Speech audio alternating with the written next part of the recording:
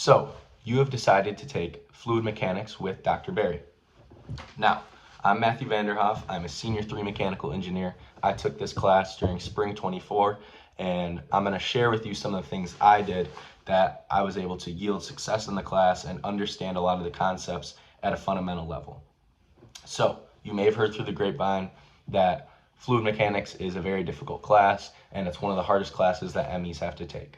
And I'm not going to lie to you and sugarcoat it and say that it's a super easy class, but I'm going to share with you many different strategies you can do in order to yield success and break it down to a much more digestible level for any student.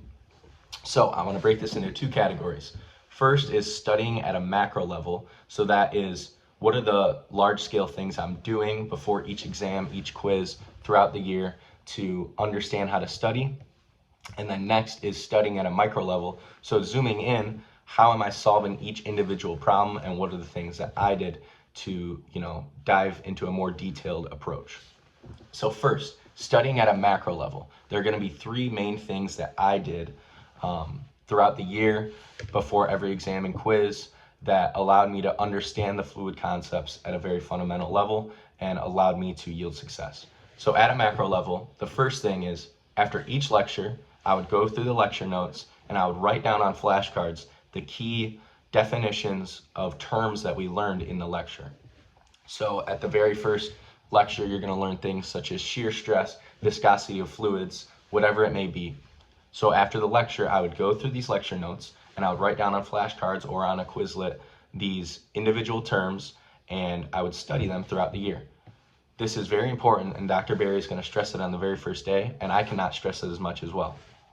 You need to know the key definitions of terms, because by doing so, that is going to make every problem throughout the year super easy. So that's the first step at a macro level. You're going to write down after each lecture, go through the lecture notes and write flashcards of the key definitions and terms. Next, at a macro level, you're going to go through those lecture notes and you're going to do the problems that Dr. Barry does in class. These are going to be an introduction to any topic that you may be learning throughout the class. Once you do those lecture note problems, you're going to be introduced into how to attack the new concept that you may learn, and it might be confusing at first, but these problems will introduce you into the concept.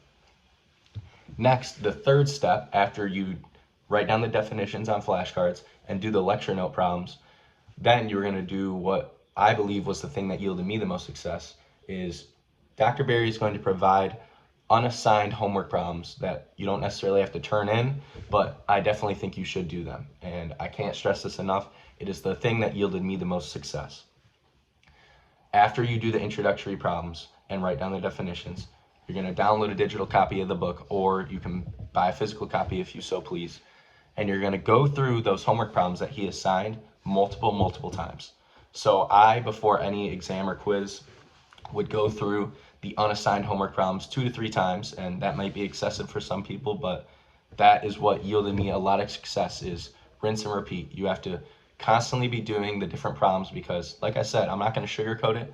It can be difficult, but by knowing the definitions from flashcards, doing the lecture note problems, and then repeatedly doing the textbook problems, you're going to be introduced into the key concepts and how to solve individual problems, so that when exam or quiz time comes, you are going to be a master at doing these problems and it's going to be second nature. So those are the 3 main things: writing down lecture note definitions, doing the lecture note problems as an introduction to the types of problems, and then lastly, doing the unassigned homework problems multiple times. Now, at a micro level, this is zooming in, how did I attack individual problems and what yielded me success? Because sometimes you're going to be thrown a problem in fluid mechanics and you're going to have no clue at all how to do it. What I did, and what Dr. Barry will introduce on the very first day of class, is something called the path.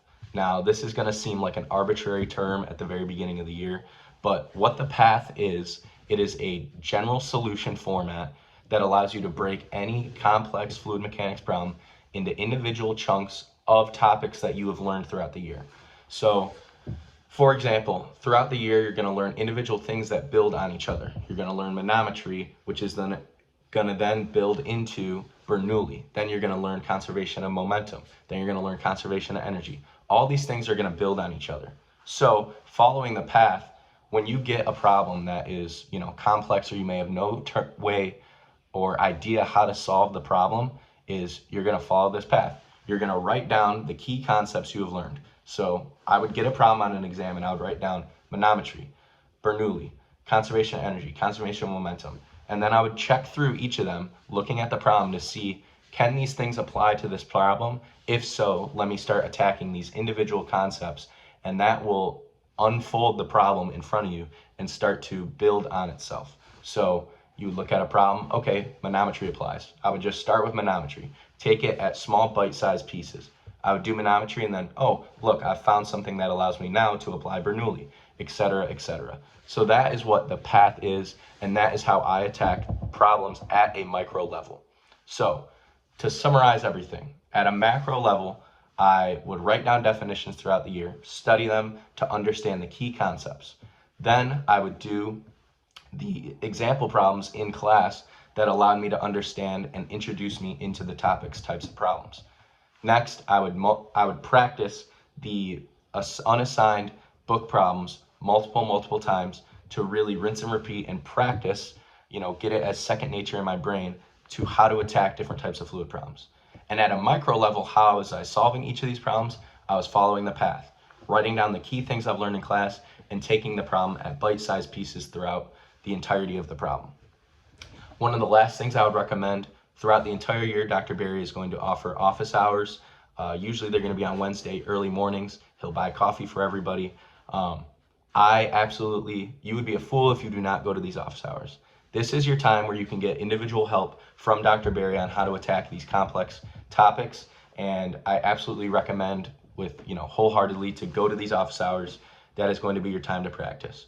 So by doing all the things I outlined, I was able not only to yield success on all the exams and quizzes, but most importantly, I was able to understand fluid mechanics at a very core level to apply to future classes and future, things in industry that may come up that are related to fluid mechanics. So good luck, try to follow the path, try to follow the things that I've outlined, and I guarantee you will have success throughout the entirety of MEC 322.